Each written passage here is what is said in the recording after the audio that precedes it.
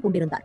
ஒரு பிராமணனாக தன்னால் போர் செய்வது என்பது இயலாது. அதற்காக சத்திரியர் ஒருவரை துணை கொள்ள வேண்டும் என்று மனதில் கணக்கு போட்டுக்கொண்டே பயணித்த அவரின் வழியில் வேட்டையில் ஈடுபட்டிருந்த வீரமிக்க இளைஞன் ஒருவனை கண்டார். அவர் மனம் ஒரு முடிவிற்கு வந்தது. தனது அறிவையும் இவ்விளைஞனது வீரத்தையும் கொண்டு நந்தனை வீழ்த்த முடிவு செய்தார். கல்வி, அரசியல், போர் தந்திரங்கள் போன்ற ஒரு தேர்ந்த அரசனுக்குரிய அனைத்தையும் சாணக்கியரிடமிருந்து கற்றார் சந்திரகுப்தர். சாணக்கியரின் வழிகாட்டுதலின் பேரில் ஒரு நல்ல நாளில் சிறுபடையை திரட்டி மகத தேசத்தின், அதாவது நந்த பேரரசு எல்லைப்புறங்களை கைப்பற்றினார்.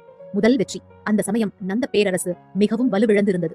முதல் வெற்றி தந்திருந்த உற்சாகத்துடன் பாடலிபுத்திராவை நோக்கி முன்னேறினார். சந்திரகுப்தரின் வீரத்துக்கு முன்னால் நந்த வம்சம் நிறைய நேரம் நிலைக்கவில்லை.